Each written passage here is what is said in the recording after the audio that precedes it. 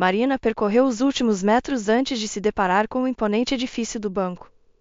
A fachada misturava decoração moderna com estuque ornamentado, e colunas magníficas guardavam a entrada, parecendo gigantes silenciosos. Ela respirou fundo e subiu as escadas, adentrando um saguão luxuoso e elegantemente mobiliado. Apesar de não ser uma mendiga, Marina estava longe de parecer sofisticada. Carlos, um jovem segurança próximo ao caixa, logo notou sua presença. Pelo canto do olho, ele observou o visual simples da moça e imaginou que ela tivesse entrado no lugar errado. Para sua surpresa, Marina se aproximou dele diretamente. Por favor, poderia me indicar como chegar ao meu cofre? Ela perguntou, soando como uma importante cliente abastada. Carlos franziu a testa, examinando-a novamente. Ele duvidava que uma jovem com roupas tão modestas e baratas pudesse ter algo guardado ali. No entanto, não podia expulsá-la baseado apenas em sua aparência. Relutante, o segurança não teve escolha senão levá-la até o gerente do banco. Guilherme Sampaio era um homem severo e às vezes temperamental. A ganância e o gosto pelo luxo dominavam seu caráter. Embora fosse grosseiro e mal-humorado, seus superiores o valorizavam por sua eficiência. Ele aceitava até mesmo tarefas questionáveis, como cobrar dívidas atrasadas usando métodos pouco ortodoxos. Carlos conduziu Marina ao escritório do gerente e anunciou cautelosamente: "Parece que alguém veio te ver." "O que você quer?" perguntou Guilherme com evidente desdém. "Gostaria de ter acesso a um dos cofres", respondeu Marina, hesitante mas determinada. "Estranho, nunca vi você entre nossos clientes", retrucou Guilherme. "Também tenho uma chave." "É o cofre número 12, disse Marina, agora mais calma. O gerente arqueou uma sobrancelha, surpreso que alguém com aparência tão simples viesse verificar um cofre. "Bem, vamos lá então", disse ele, convidando-a a entrar em uma sala especial protegida. Passaram por vários sistemas de segurança até Guilherme localizar o cofre. "Nossa, que célula antiga. Ninguém se aproximou dela em anos", comentou, revelando que nunca havia visto o verdadeiro proprietário pessoalmente. "É uma herança da minha mãe." "Aqui está minha chave", acrescentou Marina. "Ótimo", respondeu Guilherme. De fato, o cofre havia sido alugado há muito tempo, antes dele assumir o cargo atual. Ele auxiliou na abertura, mas permaneceu na sala, contrariando as normas do banco. Marina abriu o conteúdo cuidadosamente. Dentro havia uma caixa de joias entalhada, geralmente usada para guardar lembranças ou peças valiosas. O gerente, ansioso para ver o que havia dentro, aproximou-se descuidadamente, quase derrubando Marina. "Oh, desculpe. Sou desajeitado", disse Guilherme, fingindo inocência. "Tudo bem, já estou terminando", respondeu Marina. Ela abriu a caixa, revelando joias de ouro, brincos, anéis, pulseiras, correntes e colares. Marina estava de posse de um verdadeiro tesouro. Guilherme ficou boquiaberto, mal conseguindo conter um assobio. Carlos, do lado de fora, não viu nada, então não entendia o espanto do chefe. Ele preferia não se meter nos assuntos alheios. Ao mesmo tempo, não estava claro como a mãe de Marina poderia ter conseguido tanta riqueza. Maria havia trabalhado como faxineira a vida toda, e ela e a filha mal conseguiam chegar ao fim do mês. Às vezes não tinham dinheiro nem para o básico, quanto mais para algo tão caro. Havia também um bilhete no fundo da caixa de joias, mas Marina decidiu lê-lo em casa para não tomar mais tempo dos funcionários do banco.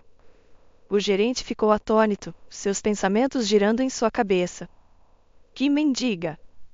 Que garota tão comum! A própria Marina não fazia ideia do que poderia estar esperando por ela naquele cofre. Estava tão surpresa quanto Guilherme. "É melhor eu ir", disse Marina, com um tremor na voz.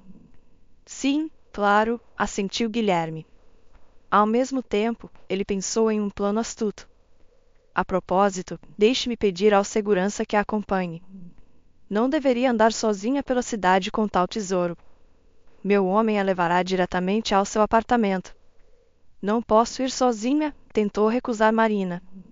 Mas Guilherme insistiu: "Será de graça e protegerá seus pertences." Marina acabou concordando.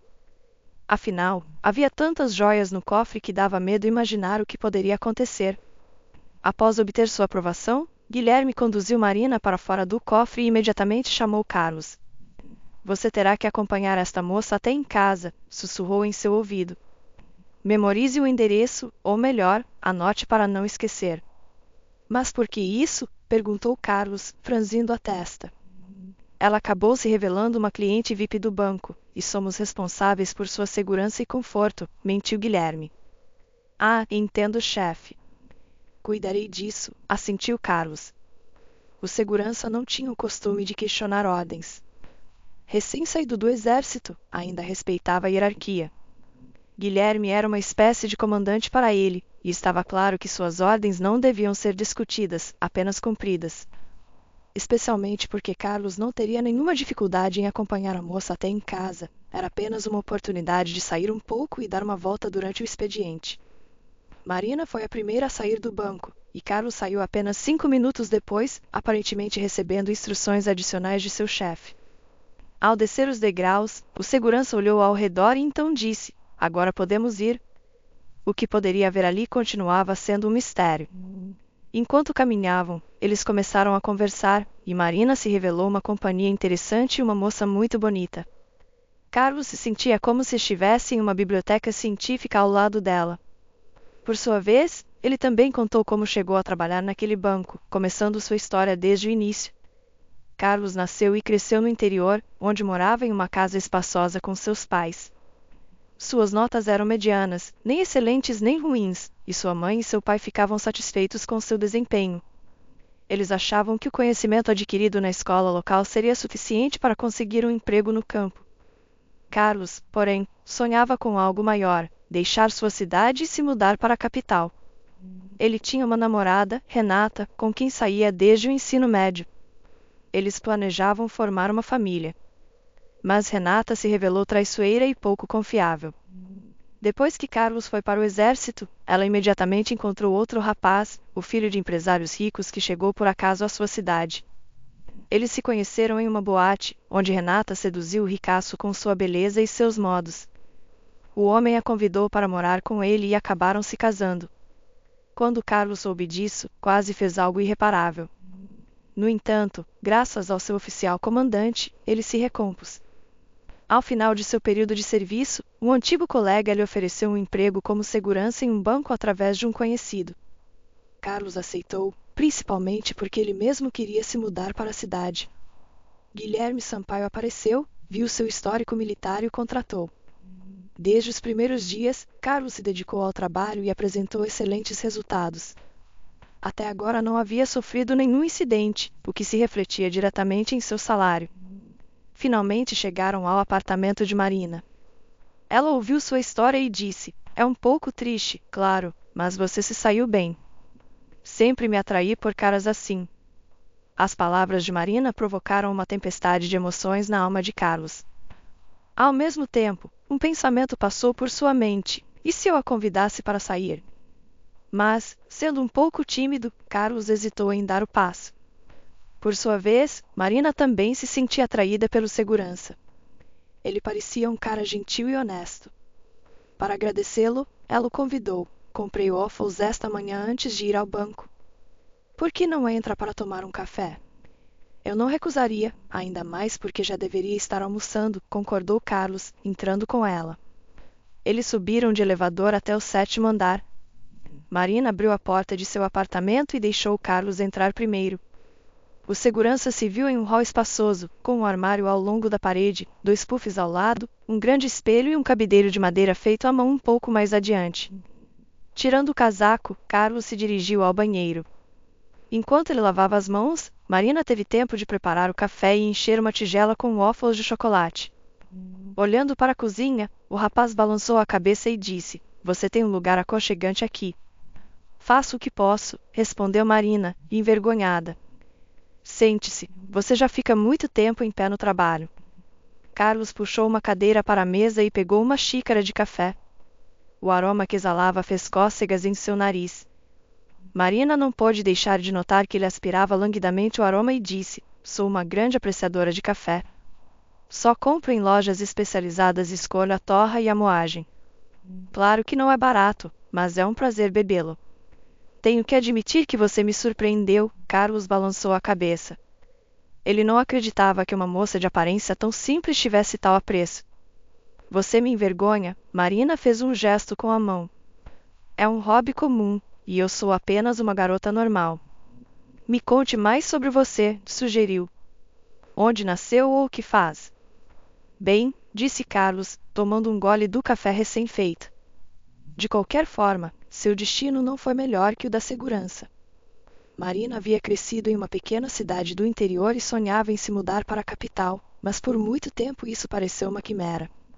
Ela morava com a mãe e mal sobreviviam com o salário dela. O dinheiro era constantemente escasso, o que afetava quase tudo: comida, roupas, lazer e até mesmo ter amigos. Marina não tinha muitos amigos, e a maioria era de famílias pobres. Poderia-se dizer que os uniam problemas e sonhos em comum. No entanto, a vida provinciana não podia realizar esses sonhos. Ela precisava seguir em frente e desenvolver seu potencial.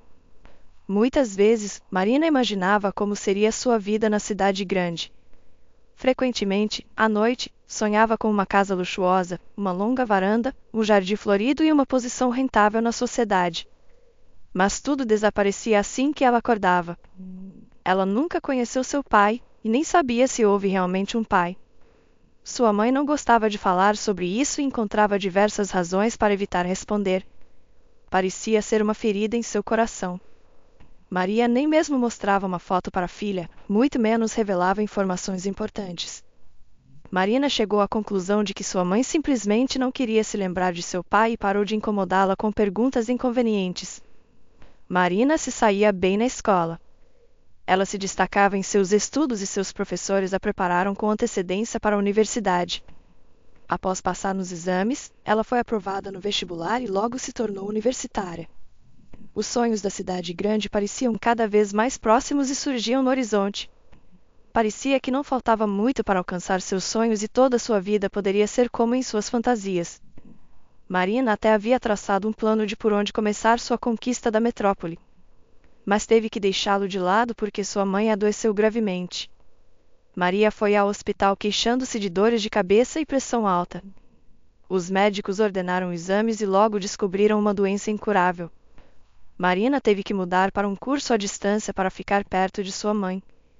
Ela não perdia de vista os tratamentos e seus efeitos. Um dia, conversando com o médico, a filha perguntou diretamente: "O que podemos esperar, doutor?" "Não posso dizer com exatidão, Marina, mas estamos fazendo tudo o que podemos", disse o médico, gesticulando com as mãos. "Não há nenhum remédio bom?", perguntou Marina com lágrimas nos olhos. "Querida, se fosse tão simples, as pessoas nunca morreriam de doença", suspirou o médico, acariciando sua cabeça. Os médicos fizeram tudo o que puderam, mas não eram magos. Apesar do tratamento oportuno, o estado de Maria só piorava. Dia após dia, ela caía em um estado de inconsciência e poderia não reconhecer ninguém ao seu redor. Marina cuidava de sua mãe e, ao mesmo tempo, sabia que ela não estava nada bem. Logo, toda esperança de cura se desvaneceu. Um dia, quando Marina levou um pouco de caldo de galinha para sua mãe, ela chamou para perto e sussurrou suavemente: "Filha, cometi muitos erros nesta vida, mas você não tem que pagar por eles." "O que você quer dizer, mãe?", perguntou Marina, incompreensível, aconchegando-se mais. "Não me interrompa, é difícil falar", continuou Maria. "Você tem um longo caminho pela frente, mas sei que conseguirá. Meu presente vai te ajudar." A mãe ficou em silêncio, como se tivesse ficado sem palavras. Marina esperou que ela dissesse qual era o presente, mas ela ficou olhando para o teto e não falou mais nada. Marina não soube mais nada dela naquele dia. Quando teve a chance de consultar o médico, ela perguntou cautelosamente: "O que isso pode significar, doutor?" "Provavelmente é um delírio", respondeu o médico, dando de ombros. "Mas ela falou claramente, sem erros", disse Marina com firmeza. "Às vezes acontece assim. O paciente tem um momento de lucidez e depois volta à inconsciência", explicou o médico. Ele estava certo, pois depois daquele dia, Marina não voltou a conversar direito com sua mãe. A mulher não a reconhecia, apenas balançava a cabeça e às vezes se agitava. Não havia nada que pudesse ser feito, e os médicos não se incomodavam em manipulá-la. Parecia que todos aceitavam o fato de que Maria estava morrendo lentamente, mas ninguém tinha pressa em dizer isso à sua filha.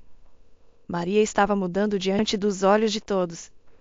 Seus traços se afiavam, revelando maçãs do rosto e um queixo estreito. Pouco a pouco, a mãe de Marina ia perdendo sua beleza e se transformando em uma idosa. Os médicos continuaram lutando por sua vida, mas tudo foi em vão.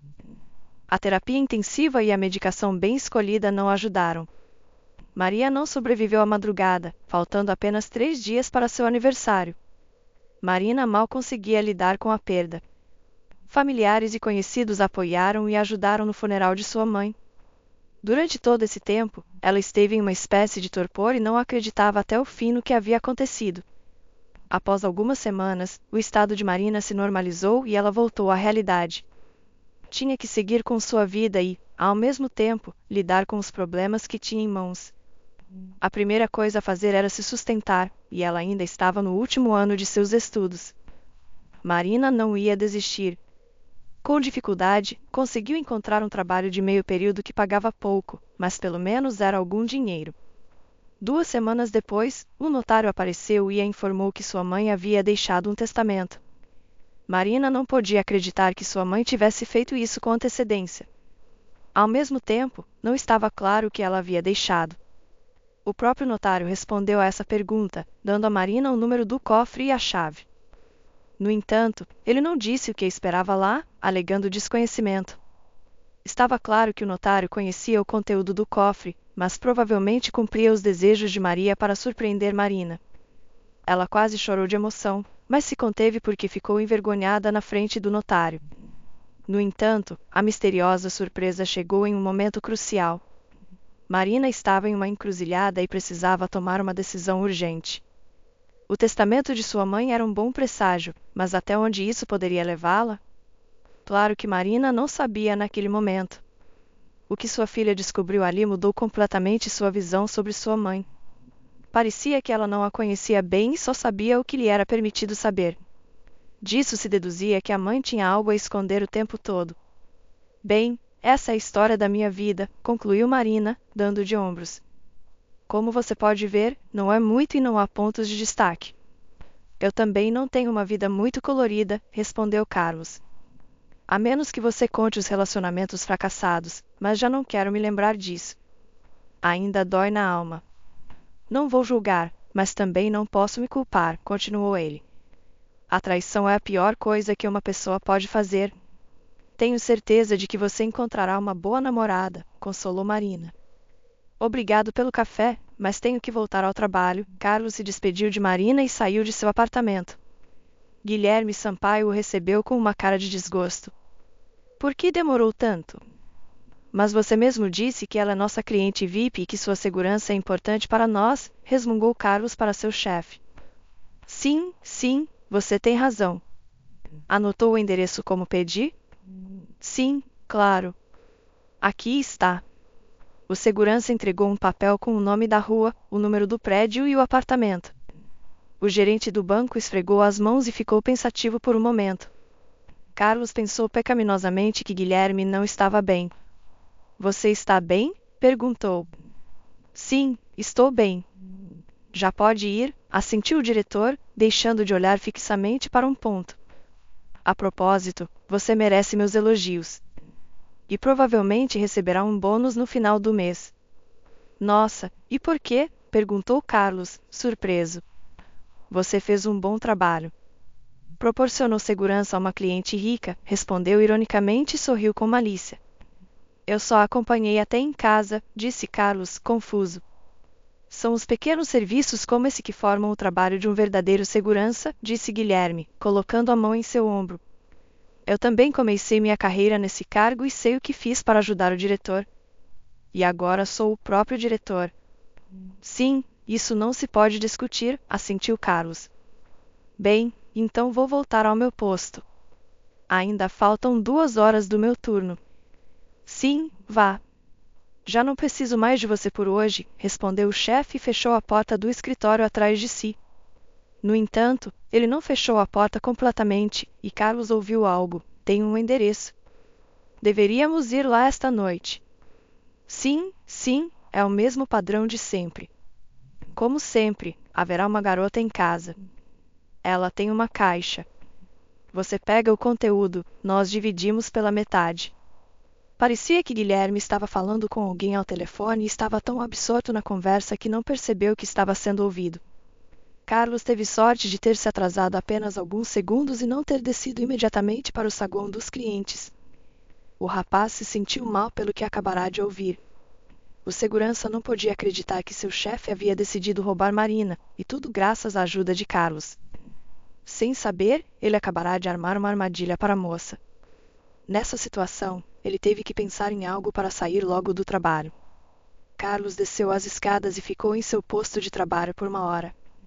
Pensou em um plano de ação e, quando teve a ideia certa, voltou a subir ao escritório do chefe. Esqueceu algo? Perguntou Guilherme. Estou com o estômago embrulhado, respondeu Carlos, inseguro.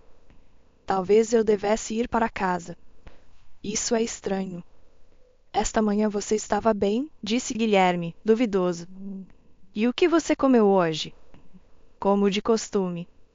Toda a comida é fresca, murmurou o segurança, segurando o estômago por precaução. Aquela moça me deu café e waffles. Ah, já entendi, riu Guilherme, sugerindo inegavelmente que seu funcionário havia se envenenado com algo. Tudo bem. Vou chamar o Amélio. Direi a ele para te substituir. Tá bom. Obrigado, assentiu Carlos e saiu rapidamente de seu escritório. Ele encontrou seu colega no saguão dos clientes, explicou a situação em poucas palavras e deixou o banco. Teve que parar em casa para se armar e depois se dirigir ao apartamento de Marina. Carlos não sabia o que haveria lá nem o que fariam. Era possível que Marina simplesmente fosse roubada, invadindo o apartamento e a amarrando. Mas poderia ser de qualquer maneira. Isso era algo que Carlos não poderia permitir que acontecesse. A contagem regressiva começou. Os minutos passavam, a noite se aproximava, e os homens de Guilherme podiam chegar à casa de Marina a qualquer momento. Em casa, ele tirou do armário um equipamento especial de defesa pessoal. Não tinha armas, mas mesmo que tivesse, Carlos não as usaria. Ele pretendia usar sua força física. Antes e durante sua estadia no exército, Carlos se exercitava energicamente e estava em plena forma. Lá fora, pegou um táxi e deu ao motorista o endereço correto. Havia trânsito naquele momento e eles dirigiam quase a passo de tartaruga. Carlos estava visivelmente nervoso porque temia chegar tarde. Lembrando-se de todas as coisas que Marina lhe havia dito, ele não podia deixá-la nessa situação. Não importava que, na realidade, ele não fosse ninguém para ela. Foi sua gentileza e responsabilidade que decidiram tudo. Então Carlos correu para ajudá-la. Agora, ele teria que enfrentar os homens de confiança de Guilherme. O gerente não recorreria aos serviços de pessoas duvidosas, e se chamasse alguém, estava bastante certo de que não o decepcionariam. Pensando nisso, Carlos nem percebeu que o táxi parava em frente ao prédio de Marina. Ele pagou a corrida e desceu do carro, mas não observou nada suspeito no pátio. De repente, pensou que havia chegado tarde demais e que os homens do chefe já haviam feito seu trabalho sujo. Mas então sua atenção foi atraída por uma SUV preta estacionada em frente a uma entrada familiar. O vidro do motorista estava abaixado e dela saía uma fumaça branca. Parecia que alguém estava aproveitando um mau hábito e não estava vigiando. Carlos aproveitou essa omissão e se aproximou silenciosamente do carro. Do interior, ouvia-se uma música melodiosa. O motorista, de aparência atlética, não apenas fumava, mas cantarolava suavemente, sorrindo para si mesmo.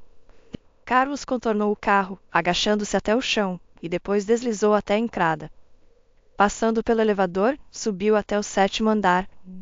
O corredor estava tão silencioso quanto o próprio apartamento. Pelo menos não se ouviam ruídos vindos de lá. Ele teve a estranha sensação de que os bandidos já haviam despachado Marina. Sem pensar, Carlos tocou a campainha. Esperava que os bandidos abrissem e então ele poderia se passar por um vizinho. Alguns segundos depois, ouviu-se um rangido na porta e um homem de compleição atlética apareceu no umbral. Era como se fosse o gêmeo do motorista do carro ou um homem muito parecido. Carlos reagiu rapidamente e lhe desferiu 2 poderosos golpes. O homem caiu no chão, mas conseguiu gritar e chamar a atenção. No apartamento estava seu comparsa. O segurança não era tão tímido e, no último momento, arrancou Marina de suas garras. No entanto, quando tentavam sair, Carlos levou um tiro no ombro. Foi o mesmo assaltante que lhe havia golpeado na entrada. O rapaz segurou o ombro, dominando a terrível dor, mas não soltou Marina de suas mãos. Após alguns minutos, eles estavam fora e só então chamaram a polícia. Vários carros chegaram ao local, incluindo uma ambulância. Os bandidos foram detidos e levados à delegacia. Carlos, no entanto, enquanto perdia a consciência, conseguiu contar a Marina quem havia enviado os homens contra ela. Virando-se para o policial, a moça nomeou a pessoa que havia ordenado o crime. Meia hora depois, prenderam Guilherme. Ele não parecia esperar que as coisas terminassem assim. A equipe de assalto até teve que derrubar a porta do escritório para tirá-lo de lá. Toda a gangue acabou atrás das grades enquanto durou a investigação. Carlos foi internado no hospital. Os médicos garantiram que seu estado de saúde não corria perigo. A bala o atravessou e não atingiu nenhum órgão vital. Por sua vez, Marina se recusou a receber atendimento médico, pois os bandidos não a haviam tocado. Carlos chegou a tempo, embora ele mesmo tenha se ferido no processo. De volta ao apartamento, ela entrou no quarto e olhou para a caixa que estava sobre a mesa. Seu primeiro pensamento foi se livrar do legado do passado. Quase havia morrido por causa desse tesouro. Ao mesmo tempo, Marina não entendia como sua mãe havia ficado tão rica de repente. Elas passaram a vida toda economizando, vivendo quase na miséria, e o tempo todo a caixa de ouro estivera ao seu lado. Uma sensação estranha invadiu Marina. Era como se sua mãe tivesse escondido as joias de propósito para não utilizá-las antes do tempo. Mas isso não fazia sentido. Afinal, houve momentos em que elas estavam desesperadamente sem dinheiro, e sua mãe poderia ter vendido algumas dessas coisas caras. Mas não o fez. Isso aumentou as suspeitas de Marina. Ela chegou a pensar que as joias que tinha diante de si haviam sido roubadas. Mas por que não haviam prendido sua mãe? Todos esses pensamentos giravam em sua cabeça, mas sem uma resposta clara. Marina tinha a impressão de que o passado de sua mãe estava envolto em uma espessa névoa. Vivendo sob o mesmo teto que ela, não fazia ideia dos esqueletos que havia em seu armário. Mas, ao mesmo tempo, sua intuição lhe dizia que tudo estava sendo feito de acordo com um plano preciso, e sua mãe estava cumprindo cada ponto do mesmo. Mas não estava claro o que Maria pretendia. Se seu objetivo era a riqueza, ela estava indo pelo caminho errado. Pelo menos Marina não estava encaixando todas as peças do quebra-cabeça por enquanto. Recuperando uma nota do fundo da caixa de joias que nunca tivera tempo de ler, Marina desdobrou o papel. Mas, em vez do texto esperado, viu apenas um endereço e um número de telefone. Não só isso, no final estava escrito à mão por sua mãe: sempre poderá recorrer a eles. O que isso poderia significar? Marina não sabia, mas era mais provável que sua mãe tivesse lhe deixado uma pista dessa maneira. Ela precisava encontrar urgentemente as pessoas que viviam nesse endereço. Marina não ligou de antemão. Não sabia de quem era o número de telefone, e se houvesse uma surpresa que a perturbasse e lhe tirasse o sono por muito tempo? Não, Marina não queria correr esse risco. O encontro com os bandidos foi suficiente para ela. Eles assustaram muito, quase a enviando para o outro lado do mundo. Armada com um mapa, Marina partiu no dia seguinte. Segundo as coordenadas, o endereço que procurava ficava em uma região vizinha. Então, para não perder tempo no ônibus, gastou algum dinheiro nos serviços de um particular. Sua vizinha lhe sugeriu uma boa empresa que não cobrava tanto. Diga que me conhece, aconselhou a Marina. Lá está o Emílio, ele te levará. Obrigada, Eleonora. Não sei como te agradecer, respondeu Marina, envergonhada. Não precisa fazer nada. Encontre o que é importante para você, disse a vizinha com um gesto de mão. Marina não escondeu que ia descobrir os fios do passado de sua mãe e esperava assim acabar com os segredos familiares. A moça passou várias horas na estrada, contemplando os edifícios, árvores e arbustos. Parecia que estava memorizando o caminho para poder segui-lo sem falhas na volta para casa. Finalmente chegaram ao local indicado. Era uma cidade pequena, mas com casas luxuosas. O ambiente estava perfeitamente limpo e, por um momento, Marina pensou que tinha ido para o exterior. De lá, passaram os limites da cidade e se encontraram em um condomínio compacto com todas as comodidades da civilização. Não havia grandes castelos e palácios, mas sim casas ricas e belamente decoradas. Emílio levou Marina a uma delas, uma mansão de 3 andares. Aqui estamos, disse ele, voltando-se para ela. Sim, obrigada por me trazer, assentiu Marina, agradecendo ao motorista pela viagem confortável. Marina se aproximou da mansão. Ela teve sentimentos contraditórios. Era como se tivesse entrado em um conto de fadas e agora, certamente, os cavaleiros iriam aparecer por ali. Fechou os olhos por um momento e se imaginou como uma rainha nesta mansão.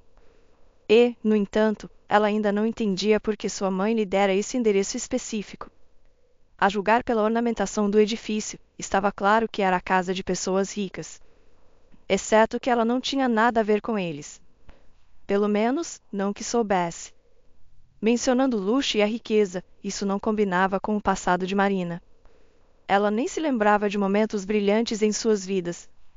Mas assim que Marina se aproximou da mansão, uma mulher sorridente de meia-idade saiu para recebê-la. Ela usava um vestido lindo e caro. Estendeu a mão para cumprimentá-la. Bom dia, minha querida jovem, disse a mulher. Me chamo Dona Dora e sou a proprietária desta casa. Olá, eu sou Marina, respondeu ela. Mas eu não te conheço. Acabaram de me dar este endereço. Ou melhor, estava em uma nota. Foi deixado pela minha mãe, Maria Reis. Marina entregou o bilhete da caixa. Ao olhar a nota, os olhos da mulher se arregalaram. Pela expressão em seu rosto, ela reconheceu a letra. Pegando Marina pela mão, conduziu-a para dentro, enquanto tirava um lenço e secava as lágrimas que havia derramado. Uma vez dentro da mansão, Marina viu a decoração faustosa. Ela só tinha visto tais mostras de luxo na televisão, e aqui havia toda uma galeria de arte, pisos de mármore e móveis antigos de carvalho. Marina pensou que estava sonhando. Mas não era sonho. Dona Dora, a dona da casa, convidou-a para a mesa. Também era de madeira cara e estava decorada com um painel requintado. Parecia que os proprietários não haviam economizado no mobiliário, o que significava que eram pessoas muito ricas e abastadas. Sente-se, temos muito que conversar, disse ela, indicando uma cadeira feita à mão. O dono da casa se juntou à conversa. Tenho a honra de me apresentar. Sou Gilberto, disse-lhe em voz alta, fazendo Marina se sobressaltar ligeiramente. Sou Marina Reis, e minha mãe é Maria Reis, ela respondeu. Ela me deixou esta caixa e uma nota. Gilberto olhou dentro da caixa e depois olhou para sua esposa. Então estas são as joias, sussurrou ele, mal respirando. Sim, são elas, respondeu Dona Dora, não menos emocionada. Alguém pode me dizer o que está acontecendo aqui? Disse Marina, tendo perdido a paciência. Dona Dora serviu um chá chinês aromático e colocou uma tigela de doces ao seu lado. Então, começou a contar a história. Ele tinha um negócio que gerava muita renda. Dona Dora e Gilberto literalmente se queimaram com o negócio, colocando nele todo o seu esforço e capacidade. Por isso, não puderam dedicar tempo suficiente para criar sua filha. Como resultado, Maria decidiu o rumo de sua vida, e a primeira coisa que fez foi conhecer seu namorado assim que ficou um pouco mais velha. Naturalmente, suas ações não se encaixavam nos planos de seus pais, e estes deixaram claro, com palavras contundentes, que era cedo demais para pensar em ter uma família. Maria resistiu à opinião deles e fugiu de casa por despeito. Talvez fosse sua natureza rebelde. Na sua idade, muitas meninas aspiravam à independência. Apesar de sua pobreza e da falta de um futuro promissor, ela se considerava noiva e não ouvia nada. Seus pais tentaram fazê-la mudar de ideia, mas foi inútil. Maria foi se distanciando cada vez mais de seus pais, até que finalmente cortou todos os laços. Seus pais não suportavam isso. Simplesmente aceitaram que sua filha era uma peça quebrada e tiveram que aceitar esse fato para não se sentirem mal por isso. Queríamos um futuro para Maria, lamentou Dona Dora. Mas resultou ao contrário, perguntou Marina com ressentimento na voz. Não exatamente, respondeu Dona Dora, balançando a cabeça. Com sua permissão, continuarei. Maria não tinha muito dinheiro, então levou uma caixa quando fugiu. Continha as joias da família. Mas seus pais não a perseguiram nem a trouxeram de volta à força. Pensavam que era sua filha quem deveria decidir por si mesma como viver sua vida. Pode-se dizer que seu pai e sua mãe deixaram Maria ir, dando-lhe total liberdade. Maria fugiu de casa, presa da emoção. Ela se apaixonou por José, que lhe prometeu um futuro feliz, mas o mais longe possível de seus pais. Maria não podia deixar de acreditar nele porque ele era de família pobre. Por assim dizer, ele havia experimentado todas as dificuldades da vida e estava mentalmente preparado para superá-las. Naquele momento, a moça não tinha dúvidas de que tudo daria certo. Após abandonar a perseguição, Dona Dora e Gilberto se acalmaram. Compreenderam que sua filha era imparável e que não fazia sentido tentar lhe provar nada.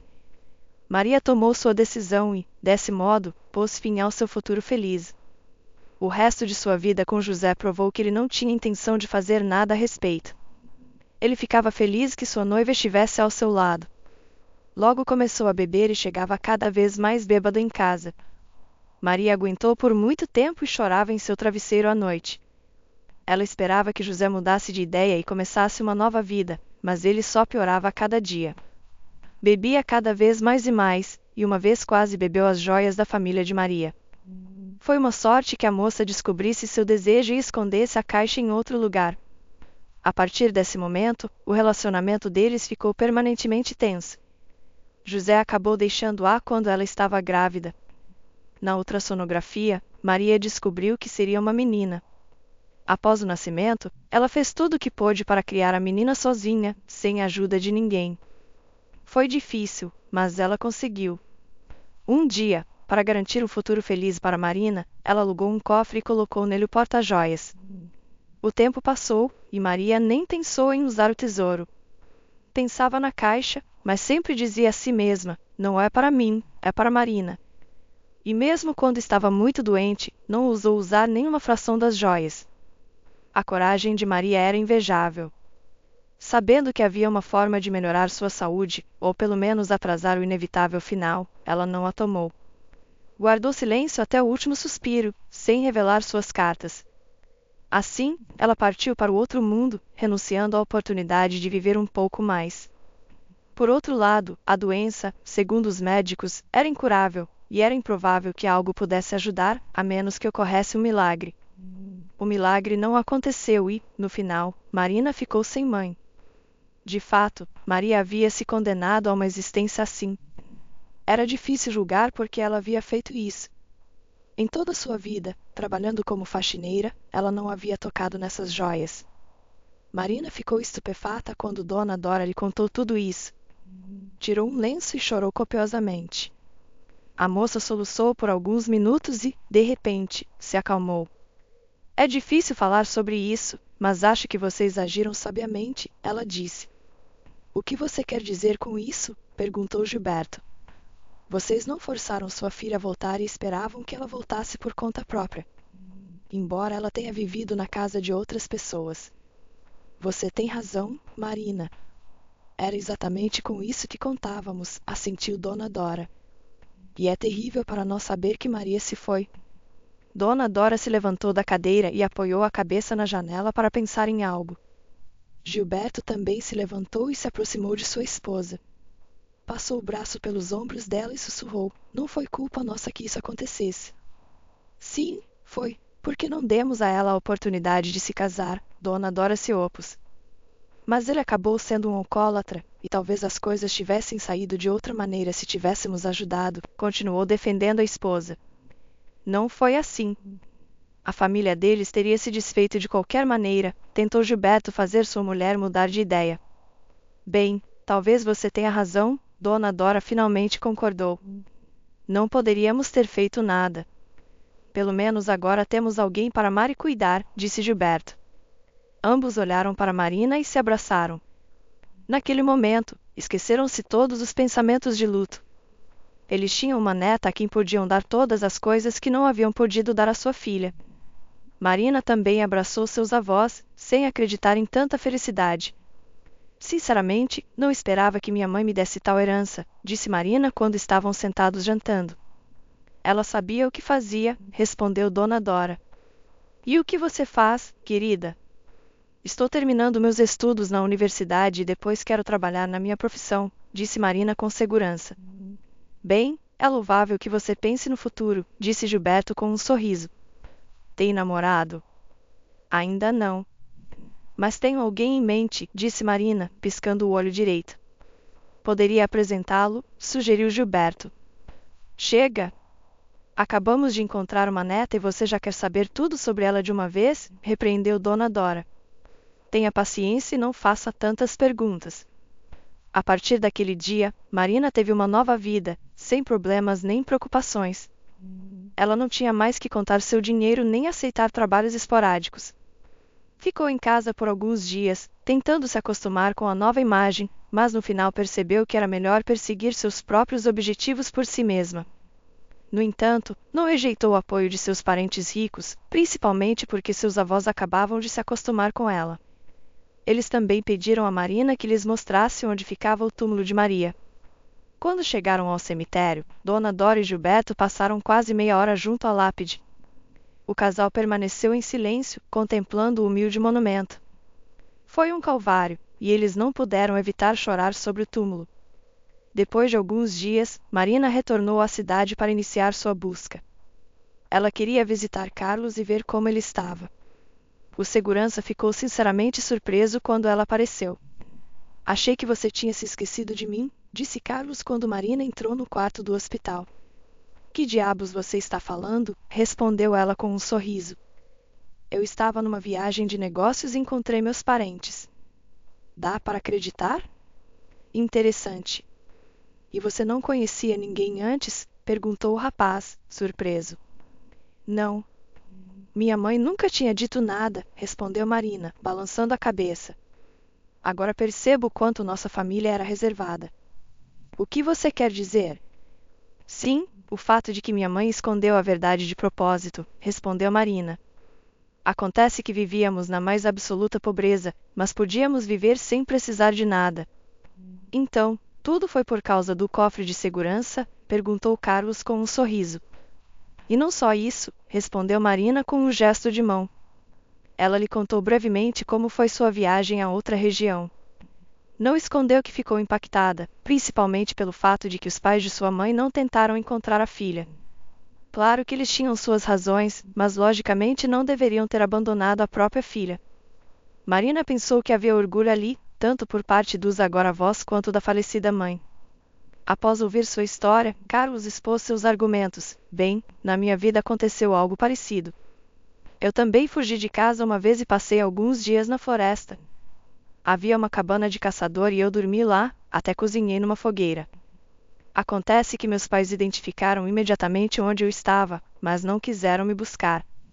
Decidiram me dar a chance de me provar. Então você está dizendo que os avós? Marina começou sua pergunta, mas não a terminou. Sim, é isso mesmo. Parece que eles também estavam testando sua mãe, Carlos concluiu. Não os julgue mal. Você não sabe exatamente o que acontecia na vida deles quando a filha fugiu de casa. Por isso, aconselho que aceite as coisas como são, sugeriu Carlos, concluindo o assunto. Desculpe, eu tinha esquecido. O que dizem os médicos? Perguntou Marina, mudando de assunto. Dizem que vão me dar alta em breve. Só terei que ficar de repouso por uma semana, respondeu Carlos com voz alegre. Posso vir te ver todos os dias, se você quiser, disse Marina em voz baixa, olhando fixamente nos olhos. Adoraria, aceitou Carlos. Marina começou a cuidar dele, conciliando os estudos com as visitas ao hospital. Afinal, seus ferimentos eram dolorosos e os médicos recomendaram que ele continuasse internado. Depois de um tempo, os pais de Carlos chegaram. Ficaram chocados ao saber que seu filho havia se ferido. Filho, por que você escolheu essa profissão? A mãe suspirou pesadamente. Eu gosto, mãe, respondeu o filho de forma breve e concisa. O pai interveio e disse, não poderia concordar mais com sua mãe. Você escolheu um trabalho arriscado. Pai, Carlos balançou a cabeça, sempre pensei que você queria que eu fosse operário da construção civil. Como você pode pensar isso? Que tipo de construtor você seria? Carlos reagiu com frustração. Dá para ganhar muito mais dinheiro como segurança. Tudo bem, filho. Desculpe, não há por que discutir. Isabel acomodou o travesseiro de seu filho e passou a mão pelos seus cabelos. Dava para ver que ela estava muito preocupada. Como não estaria? Ela e seu marido quase perderam seu único filho. Embora ele já fosse adulto e vivesse sozinho, continuava sendo uma criança muito querida para eles. Pelo menos me diga, você sofreu isso por alguma causa justa? Perguntou o pai. Como posso te dizer, pai? Carlos hesitou em responder. Não tinha nada a ver com minhas obrigações diretas. Não entendo. Você não estava protegendo a segurança do banco? Não, eu salvei a vida de uma moça, respondeu o filho, movendo a cabeça. E quem era essa moça? Perguntou Lorenzo. Logo vocês vão descobrir. Marina deve chegar a qualquer momento. Carlos olhou para o relógio e se ofereceu para esperar um pouco. E de fato, 5 minutos depois, a porta do quarto do hospital se abriu e Marina apareceu no umbral. Ela ficou um pouco confusa ao ver os estranhos. Desculpe, provavelmente devo voltar em outra ocasião, disse ela. Não, não. Você chegou bem na hora. Carlos balançou a cabeça e indicou uma cadeira. Tem alguém que eu gostaria que você conhecesse. Este é meu pai, Lorenzo. E esta é minha mãe, Isabel. Prazer em conhecê-los, respondeu Marina. Bem, filho, você tem muito bom gosto, como eu. Não é verdade, querida, o pai disse, levantando as sobrancelhas. Isso não importa. Marina, você é uma moça muito bonita, e nosso Carlos tem muita sorte de ter você. Isabel agitou a mão e abraçou Marina pelos ombros. Era como se todos já tivessem decidido tudo por Marina. Por outro lado, ela mesma sentia simpatia por Carlos. Ele já havia lhe agradado antes, quando a acompanhou até em casa, mas ela queria conhecê-lo melhor. Carlos tinha pressa para voltar ao trabalho naquele dia e, por alguma razão, não pediu seu número de telefone. Depois de conhecer os pais de Carlos, não havia dúvida de que eles se tornariam um casal. Marina escolhia um momento durante as horas de visita para que pudessem dar um passeio pelo parque que ficava no terreno do hospital. Havia um lindo lago, e eles podiam alimentar os patos. Carlos gostava de partir pedacinhos de pão e lançá-los aos patos. Eles estavam felizes. Dava para notar que haviam encontrado o coração um do outro. Marina literalmente se derretia nos braços de Carlos quando ele abraçava. Ela não queria pensar em mais nada. Todos os seus problemas haviam ficado para trás, e ninguém mais podia machucá-los. Seus avós não quiseram retirar a caixa que sua mãe lhe havia deixado de herança. Pensavam que era propriedade legítima de sua neta. Depois de um tempo, os próprios parentes ricos vieram. Eles se interessaram pelas condições em que Marina vivia, mas aconteceu que conheceram o futuro noivo da neta. Carlos lhes caiu muito bem. Ele foi capaz de causar uma ótima impressão. O avô e a avó ficaram surpresos quando se depararam com um segurança normal e comum. Em suas mentes, talvez devesse ter sido uma pessoa diferente, mas não foi assim. O rapaz era digno de confiança, ao contrário do antigo noivo da falecida filha. Uma semana depois, Carlos recebeu alta. Os médicos aconselharam a abandonar seu perigoso trabalho, mas ele não pôde fazê-lo porque havia aceitado uma oferta na direção do banco para ocupar o cargo de chefe de segurança. Guilherme Sampaio e sua gangue aguardavam julgamento e poderiam passar os próximos 10 anos na prisão. Além disso, ninguém voltaria a contratar um funcionário condenado que havia roubado clientes do banco, especialmente porque quase mataram um homem sob suas ordens. Não, o caminho de volta estava definitivamente fechado para ele. Após a alta, Carlos e Marina continuaram se vendo. Já não podiam imaginar um dia um sem o outro, e era razoável supor que acabariam se casando. Mas o jovem casal não tinha pressa e queria testar seus sentimentos. Ao mesmo tempo, Marina terminava seus estudos universitários e se preparava para sua formatura. Carlos tentou ajudá-la para que ela tivesse tempo de descansar. Logo, Marina agradou a todos com sua bem-sucedida formatura e educação superior. Passaram-se 6 meses desde então. Os avós de Marina disseram que haviam redigido um testamento no qual a incluíam como única herdeira. A neta quis dissuadi-los, mas eles não quiseram mudar de ideia. Entenda, Marina, para nós é como corrigir erros do passado, admitiu a avó. Mas já resolvemos isso, respondeu Marina com cara de surpresa. Pode ser, mas de qualquer forma nunca nos perdoaremos. Por isso queremos pedir perdão à nossa filha através de você. Esperamos que nossa filha nos perdoe e não fique zangada. Acho que deveríamos encerrar esse assunto do testamento, sugeriu Marina, com toda a razão. Sim, você tem razão. Caso contrário, nunca encontraremos paz, assentiu a avó. E com isso concluíram seu debate sobre a herança. Cientes do destino pouco invejável de sua filha, Dona Dora e Gilberto não queriam o mesmo futuro para sua neta e se certificaram de que tudo corresse bem para Marina e Carlos. Sem nenhuma insistência, ajudaram casualmente com o dinheiro. Também pagaram o casamento depois que Carlos pediu Marina em casamento. Ele comprou anéis com antecedência e convidou Marina para um restaurante. A música tocava quando eles chegaram. Estou um pouco envergonhado, disse Carlos enquanto se ajoelhava. Por favor, não me julgue com dureza. Eu também estou envergonhada, admitiu Marina. Quer se casar comigo, Marina? Ele finalmente pronunciou as palavras. Sim, respondeu Marina em voz alta. Naquele momento, apareceram no restaurante os pais de Carlos e os parentes ricos de Marina. Eles aplaudiram e começaram a felicitar o jovem casal. Como presente, subiu ao palco um famoso cantor pop. Ele pegou o microfone e cantou de uma forma que produzia arrepios. Para ser sincero, nem Marina nem Carlos esperavam por isso. O pedido de casamento foi vivido intensamente. Um mês depois, o casamento foi celebrado com a mesma exuberância e espetacularidade. Eles celebraram seu casamento na casa de campo que os avós de Marina lhes deram de presente. No entanto, o jovem casal quis recusar no início, mas eles não aceitaram objeções.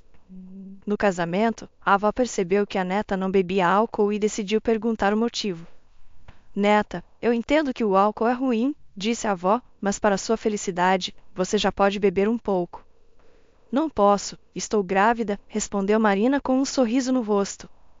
Meu Deus! Que presente esplêndido! Dona Dora juntou as palmas das mãos, colocou-as no rosto e chorou. O que está acontecendo aqui? De repente Carlos se aproximou delas. Estou chorando de felicidade, respondeu a avó em voz alta. Logo terei uma bisneta ou bisneto. Marina, você está grávida? Sim, fiz um teste esta manhã. Queria te fazer uma surpresa, respondeu Marina, corada. Hoje temos dupla celebração, Carlos gritou e anunciou em voz alta que sua noiva estava grávida. Imediatamente, todos os convidados a felicitaram e desejaram o melhor. Os pais também se juntaram às felicitações. Bem feito, filho, disse Lorenzo. Eu sabia que você conseguiria, disse Isabel entre lágrimas, beijando-o na bochecha. O casamento foi o início de sua felicidade pessoal, pela qual vinham trabalhando há muito tempo. Carlos e Marina haviam encontrado uma família forte e uma oportunidade de se tornarem pais amorosos. Logo descobriram em uma ultrassonografia que teriam um menino, um herdeiro. Após consultar a família, decidiram chamar o menino de Miguel. Quanto às joias do cofre, eles as deixaram para as gerações futuras. Mas as heranças familiares haviam mudado muitas coisas e, em primeiro lugar, sua atitude perante a vida. Marina e Carlos compreenderam que não há nada mais valioso que o amor e não tiveram a tentação de converter suas joias em dinheiro. Pouco a pouco, prepararam uma casa e um quarto espaçoso para seu filho. O primordial era seu nascimento e criação em um futuro próximo.